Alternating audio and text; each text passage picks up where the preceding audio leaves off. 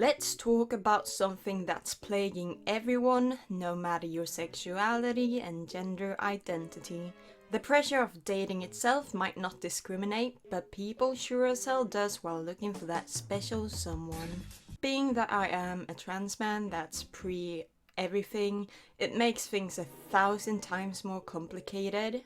If you're, I don't know, a human being, you're probably aware that you're expected to find a partner to be in a monogamous relationship at a pretty young age. Not because it will make you happy or that you personally would get anything out of it.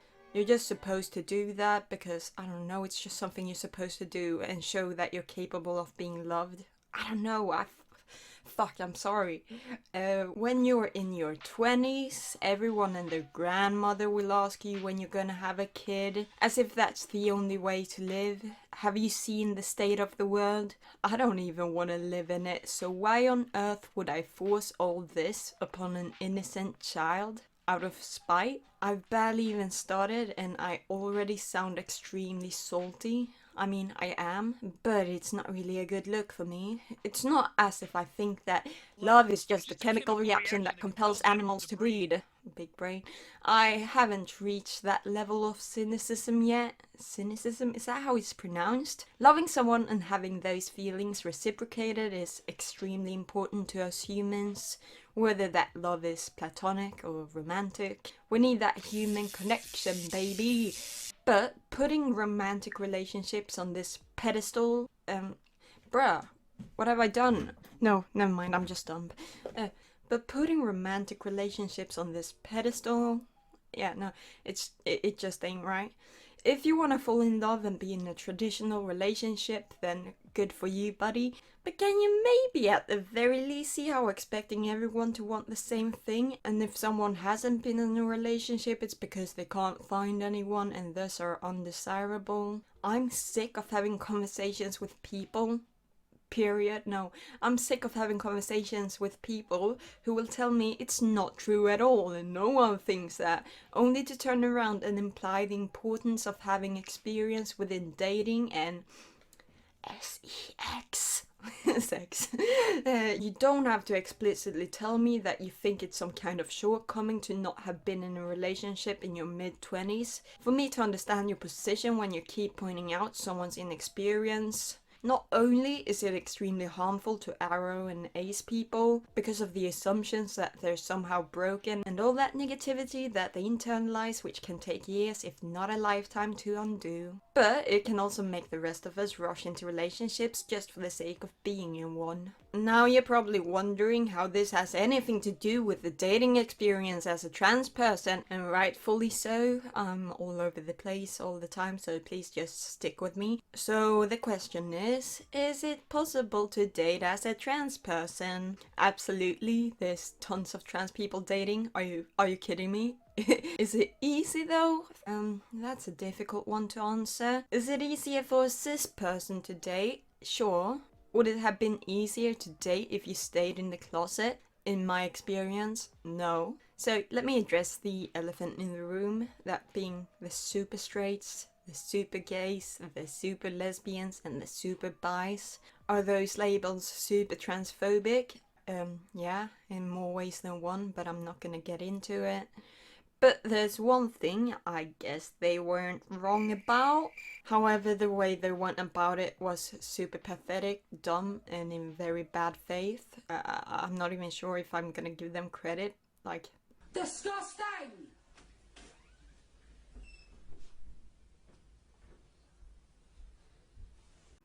yeah, no credit for them. There's going to be people of all sexualities that aren't gonna want to date a trans person. It can be because of a genital preference, if the trans person hasn't had bottom surgery. Some people haven't given it enough thought. Others just can't get past their deep-rooted transphobic beliefs that's been ingrained since childhood. I don't know what percentage they are. I don't even know whether they're a majority. All I can say, however, is that I personally believe that more people would be open to dating trans people if it wasn't for the stigma and their sexuality wouldn't be put into question. You know, the whole RTRAPS gay deal. Am I gonna explain why that's transphobic? No, if you're watching my content, you're probably already aware why it's transphobic and low-key homophobic, so I'm not gonna preach to the choir.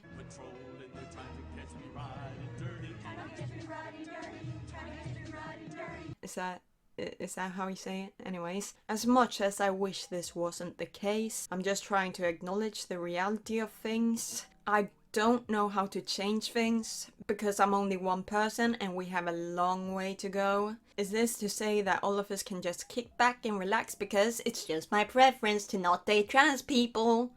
No, fuck no, no.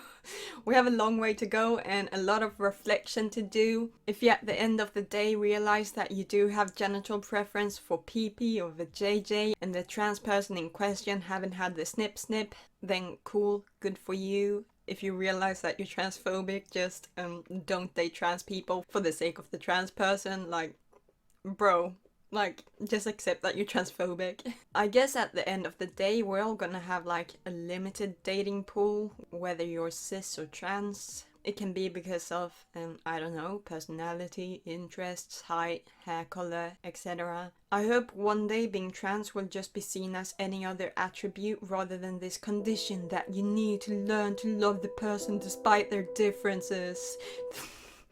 It's ridiculous. Because at the moment, the dating pool of trans people is very shallow.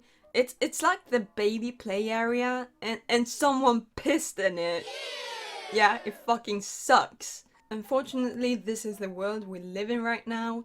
Cis people coming here and using our pool as a massive urinal, and then there's like some trans people that are trying to keep a straight face as to avoid suspicion while they're trying to pee in the pool because the cis people are doing it, so why can't they? I don't care if you're okay with your partner using transphobic slurs. I don't want to wallow in your piss, girl. Go piss in someone else's pool. I hope one day that these people realize that it's much better to actually get out of the water and go to the bathroom. But for now, I want to have a conversation with my trans sister, brothers and siblings. This is just for us. Everyone else can leave the room. Actually, no, wait, that couldn't be great for my watch time. Y'all can like stand in the corner if you stay respectful and silent. Okay. People of a transgender, how are we doing? Good? Okay, that's great. I'm happy to have you. As you probably already know, there's a lot of things to take into consideration before coming out. Unfortunately, a lot of fears. While people around us might think all of this gender thing just came out of nowhere, they have no clue for just how long it's been on our minds, and we've been privately weighing the risks and benefits of actually living as our authentic self.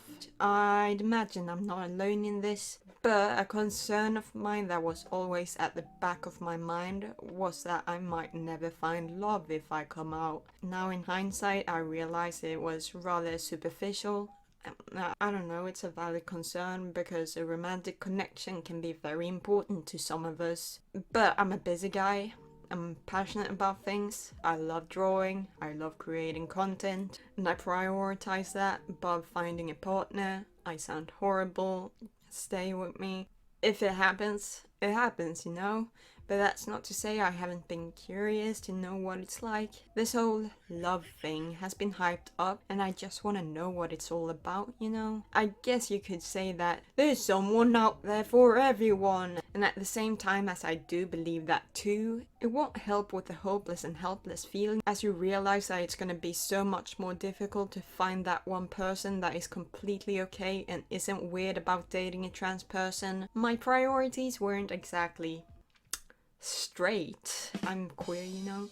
For a long time I thought fitting within society's mold would make me happy, when in reality what I actually needed was to be comfortable in my own skin. Who would have thought? When I officially came out and decided to actually socially transition and look for actual medical help, I've finally reached the conclusion that I'm never gonna be truly happy unless I actually love myself. I know it's melodramatic, leave me alone, I'm young, I'm inexperienced and I'm going to therapy, but it was very real to me at the time. I've had a very rocky romantic life, if you can even call it that. There have been quite a few people that I've fancied, but anytime feelings were reciprocated, I just shut down.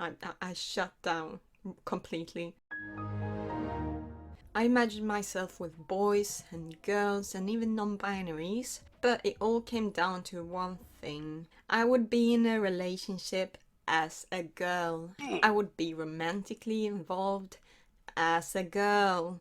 Still, I convince myself that I just haven't found the right one, and when I find that person, it's gonna be worth not coming out because everything is gonna be perfect and blah blah blah. You get the gist. There's only one thing I fail to take into consideration. Just that that romance isn't a quick fix to deep-rooted problems.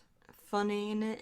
Who would have thought? Except those with common sense. What's so funny about how I silently accepted that coming out might just completely kill off any potential love life is that it didn't. It had the complete opposite effect. Kinda, in a way. My problem has always been that I was put off by any potential relationship as a girl. Oh my god, my stomach is rumbling. I thought that I just hadn't found the right one. In reality, it didn't matter just how perfect someone was. I would never be tempted enough to be intimate with anyone if it wasn't with someone that saw me the way I wanted to be seen. In that sense, I guess dating as a trans person is much easier than dating as someone who's in the closet and forcing themselves to be quote-unquote cis. Are you really cis if you're pretending? I don't know. The dating pool might be smaller, but that doesn't always matter. When you find the one you like and that you want to share your life with, it's not gonna matter whether you have 100 other people standing in line desperate to be with you, unless you're poly. And even then, you're probably gonna be able to find a satisfying amount of partners, unless you want hundreds. If that's the case, then I can respect your ambition. Like, damn, I can barely handle myself. At the end of the day though, this is just my experience, and if you can't relate, I'm not at all surprised because we're all unique, but I hope this video might have been somewhat useful, or at the very least amusing to hear about my misfortunes. In conclusion, do what's best for yourself before you try and please those around you. Sometimes you find that it's much easier when you're not neglecting your own needs, and if it turns out that you still can't find anyone you're interested in, that's okay too. You shouldn't be with someone just because everyone around you is telling you that you should. Like, society tells us that you need to be in love to be happy, but if you're perfectly happy single, then what the fuck is the point of trying to change that? Do what makes you happy. You're fucking epic. Screw the fucking segue. Like this video, comment for the engagement, subscribe and follow me on Twitter at Muggen Mylle. Link in description. As always, stay cool. I need to eat. Bye!